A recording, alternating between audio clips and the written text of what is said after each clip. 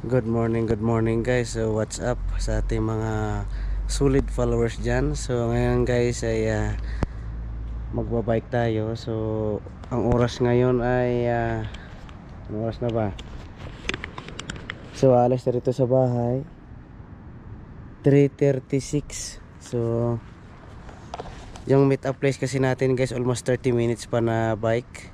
So yung pangalawang meet up natin sa ibang lugar dito ay siguro mga 1.5 hour din guys. So tara guys, punta na tayo sa ating meet up place. So kung hindi pa kayo nakaka-subscribe sa aking channel guys, paki-subscribe and follow sa Facebook and YouTube. So mapapanood nyo rin guys sa YouTube ang ating mga video na ina-upload. Kaya maaga tayo guys na umalis ng bahay dahil medyo malayo yung ating pupuntahan, para naman ay pag-uwi natin mamaya ay hindi na masyadong mainit. Kasi dito guys no, sa umaga malamig, pero pagka sumikat na yung araw ay mainit na rin sa daan. So kaya inagahan namin. So shout out dyan guys sa ating mga nanonood sa ating mga video na taga dito sa Abha and Kamis. So maraming salamat once again sa inyong lahat, sa ating mga kabayan dito sa Kamis at saka sa Abha. So kung ikaw ay nakapanood sa ating video, paki-comment mo naman at para ma-shoutout kita sa ating next video na gano'n. 4:28 na, wala pa. Ang usapan namin guys ay 4 o'clock ha. Yan na naman tayo eh. Sana kayo.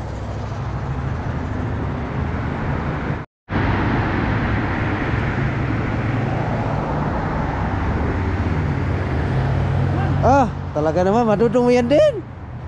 Wala pa si Dondon eh. Wala pa si Dondon, ano sabi? Ay.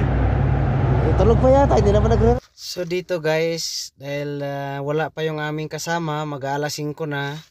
So napag-isipan namin na umalis na lang no, kasi baka mamaya ay malate naman ng sobra.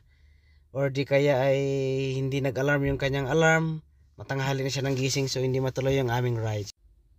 Itong ating daanan guys, medyo mabigat inito paakyat doon sa may taas, papunta doon sa may Asir Mall at doon sa may Al Rashid Mall yung ating next na susunduin. At ang ating destination ngayon guys ay papunta tayo sa may Abha Viewpoint. So dito na tayo guys, nakalagpas na tayo sa may airport. So itong daan na ito ay medyo paangat na rin ito.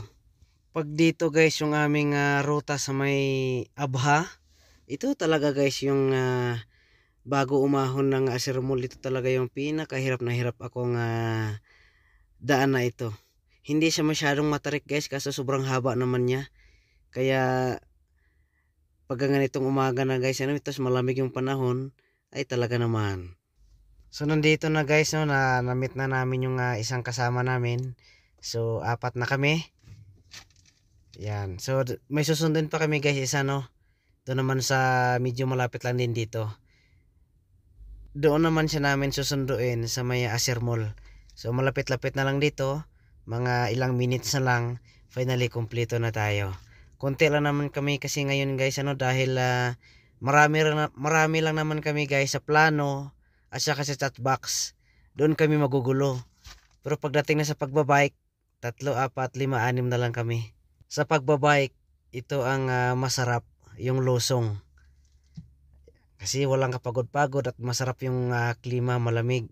Kaya nakaka-relax yung tuhod. Ito yung time na magpapahinga ang tuhod sa kakapadyak. Hindi pa tayo nakarating sa ating destination, pero ramdam na natin na umiinit na yung ating tuhod. Finally, kumpleto na kami. Bali 5 lang pala kami ang pupunta doon sa Abha Viewpoint, dahil yung ibang kasama namin ay may iba't ibang kadahilanan sa buhay kaya hindi makakasama. Pagday paliwanag 50. Pagday paliwanag 50. May pagtrabaho kailangan may ebidensya. Kailangan may pirma ng manager. Sino bang manager? Ha? Hindi, sekretary ako. Kailangan may pirma ng manager Ng kumpanya. Picture dapat na. Saan nga? Sa trabaho ba talaga? Ito, nasa hotel ako. Lalo siguro. Sabi, bahala kayo. Aba, lalaki ang bayaran nila. Kape muna kami, nagkape. Sandaan, pag nag-happy-happy, binaliwala ang grupo. 50. Oh, shout out dyan sa ano ha? 100 kilometers nga. Sa aming kasama na nagpaplano ng Hababyo. Hanggang ngayon sa istiraha pa. Pag-view na lang tayo. Saka na tayo mag-100. May multa ka ha, 150. Sabi ko gusto ko